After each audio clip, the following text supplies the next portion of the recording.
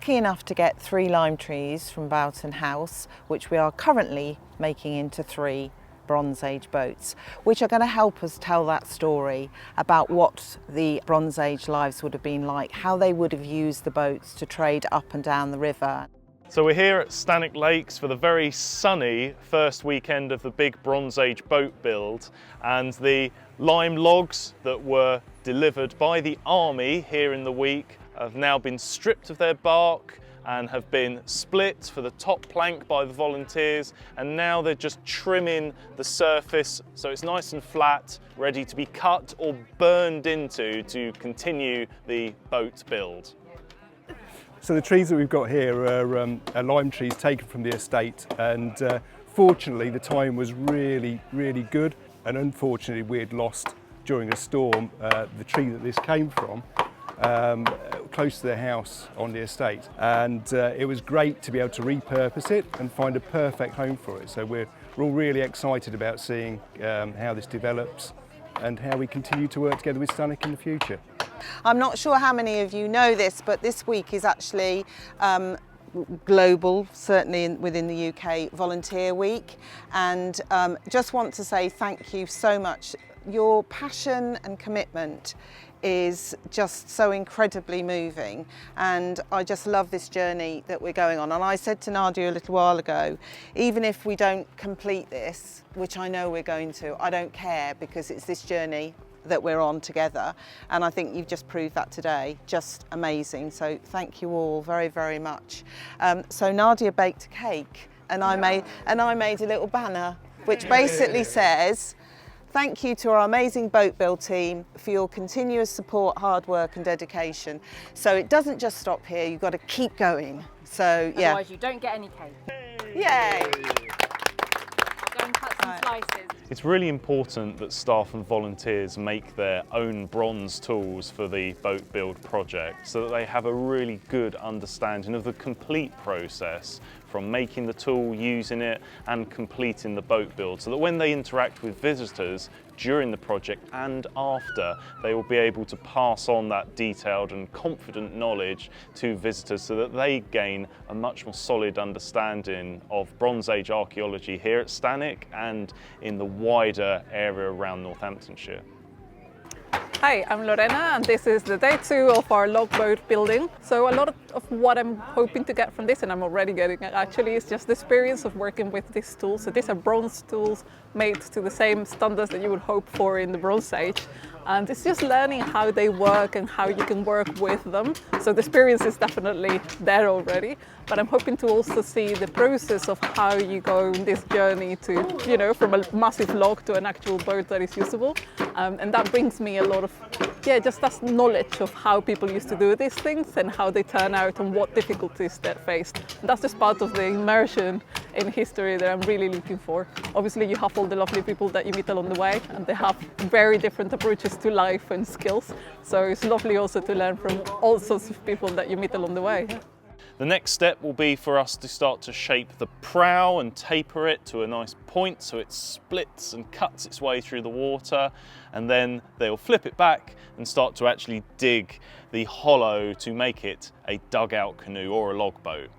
They're going to dig right through to the back so that a transom board will be fitted, but for one of the other logs, possibly the one that I'm sitting on, we're going to try burning our way through it, which you see quite a lot of it in ethnography, and it will be a controlled burn that will be allowed to continue for an hour or so before we cut away the burned material.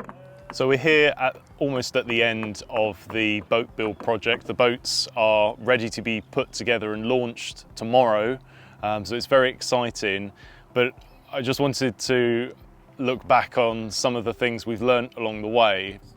With the burn technique, it requires a different set of skills, because you do have to control the burn to go downwards through the wood, and you need to read the wood to make sure that it's not burning out and following, as I learnt, it follows a knot and it'll burn out through the knot.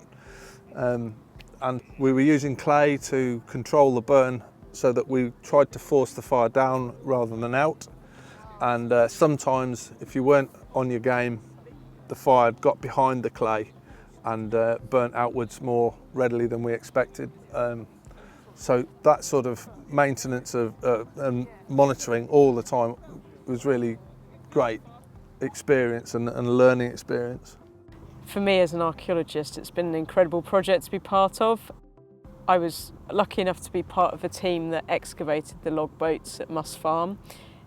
It helps me understand the archaeology that I excavate. You can sort of ask the questions that you're thinking about when you're on site. Really working on it didn't feel that much different to excavating it.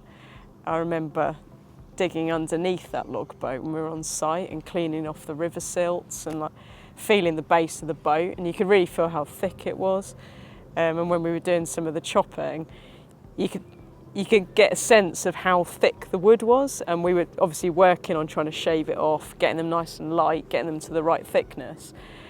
And it really felt like it could have been excavating it or making it. It was a very similar process. The team has learnt a great deal about how diverse some of the tools can be. An axe is not just an axe for chopping trees down, you can do a lot more with it. And even using imperfect wood, because these really should be tree trunks, but these are actually branches. So we've managed to achieve making boats with wood that people would have rejected back in prehistory. So if we can do it with these, with bronze tools, I look forward to see what we could do with perfect wood. So we're here at the launch event, and wow, what can I say? Not only did they float, they looked absolutely magnificent.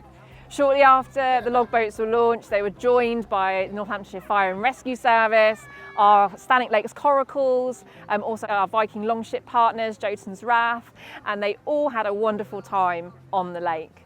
I'm immensely proud of all our volunteers. Over 800 hours of intense, really hard work to get to this point where we could show off not just to the public, but a really special moment for them as well. The journey that we've been on as a group of people with Op Phoenix in the mix, we've all bonded in such a way. We've been on a wonderful journey learning new things together, and it's become quite a thing. And we're all kind of quietly devastated by the idea that next week there's nothing to do. There's no boat build to sort of, no, I'm just popping down the boat build. I'll be back for lunch. It would be nice to think that, well, actually, now it's leading to something else. And who knows where that'll lead to.